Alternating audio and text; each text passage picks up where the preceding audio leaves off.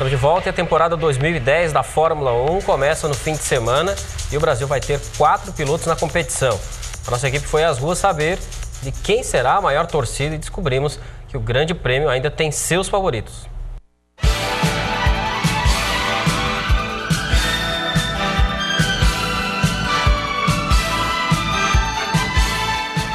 Boa tarde. Pois é, Cristiano, faltam apenas alguns dias para o início da Fórmula 1 e a população, principalmente masculina, já está escolhendo os seus favoritos. Mas o que nós podemos perceber é que nem todos têm como preferência os pilotos brasileiros. Schumacher. Rubinho. Schumacher. Schumacher? É Rubinho. Torci para Felipe Massa. Felipe Massa.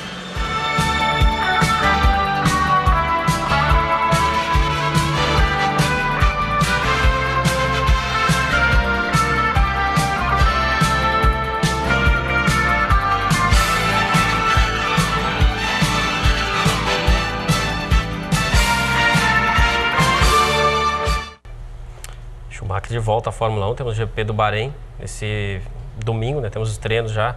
Hoje já começam os treinos livres, né? Amanhã temos o primeiro treino oficial, no sábado o que define o grid e no domingo a corrida às 9 da manhã.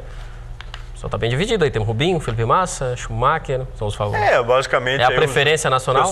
O pessoal fugindo dos brasileiros, quando é o caso do Schumacher, né? Que é o ídolo, né? Um ídolo incontestável aí dessa última geração. Ele só é o maior piloto de todos os tempos, né? O maior vencedor, sem dúvida, né? O dono de todos os recordes, de todas as marcas.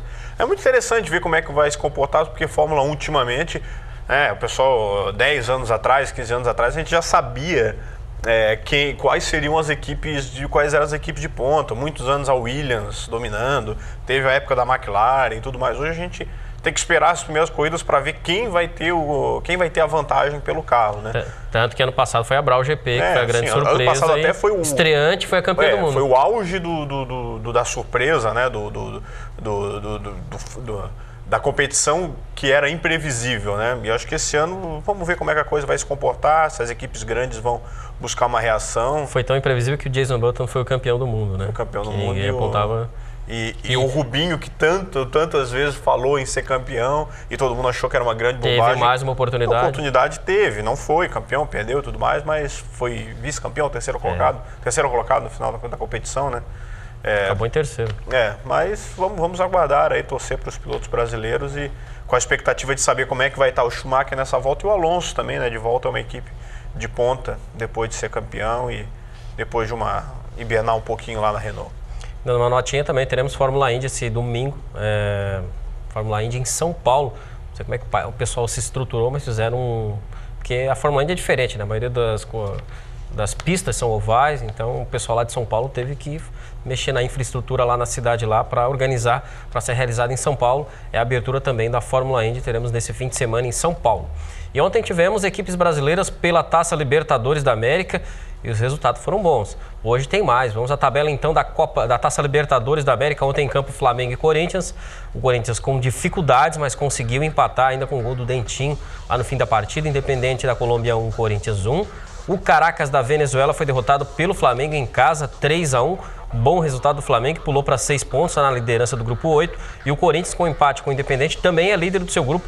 Tem 4 pontos, também está na liderança, contando que o Corinthians vai bem na competição e o Flamengo também vai bem. Você acompanha a tabela aí, daqui a pouco o pessoal bota no ponto também. Hoje teremos mais 3 jogos, hoje é um pacote cheio, né? Jogo às 7h30, acaba o jogo, vai até às 9h30. Às 9h30 começa um novo jogo, depois às 11h30 tem um jogo do Internacional para completar. 7 horas Nacional do Paraguai e São Paulo, 9h15 Deportivo Itália da Venezuela e Cruzeiro e 11h30 Deportivo Quito do Equador e Internacional. 3 times brasileiros. Dá para ver os 3 jogos, né? Dá para ver os 3 jogos, todo mundo jogando fora de casa. E jogos complicados aí. A mulherada vai ter que ter paciência com os maridos aí que quiser ver os 3 jogos. Né? Eu recomendo que quem for casado aí escolha um e meio, né? Porque senão a mulher perde a novela. Faz um meio termo ali. Tem que... Ou divide as TVs em casa. Tem que dividir, né? Pô, a mulher vê junto, né? Tem mulher que gosta de futebol também. Isso aí também.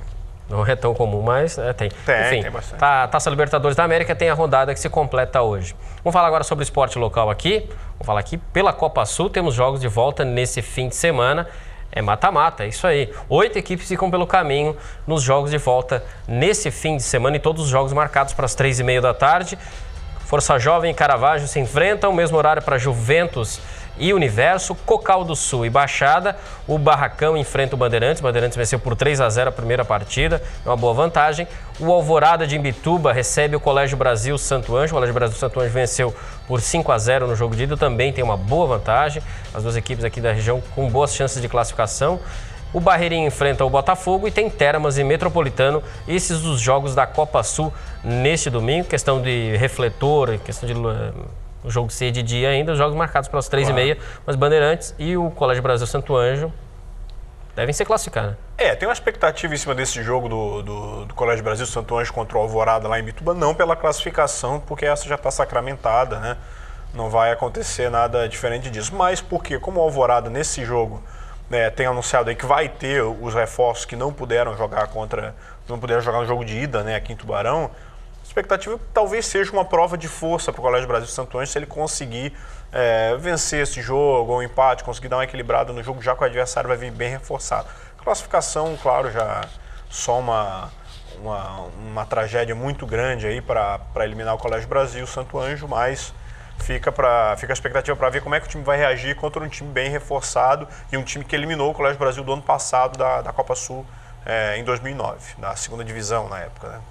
Tá certo, vamos a mais um intervalo. Próximo bloco a gente vai falar, tem assuntos Tai Chi Chuan, uma matéria especial, a gente vai falar sobre jiu-jitsu, pessoal viajando para o Rio Grande do Sul e também a presença do jornalista esportivo Rui Carlos Osterman hoje à noite aqui na Unisul. A gente vai trazer mais informações a seguir.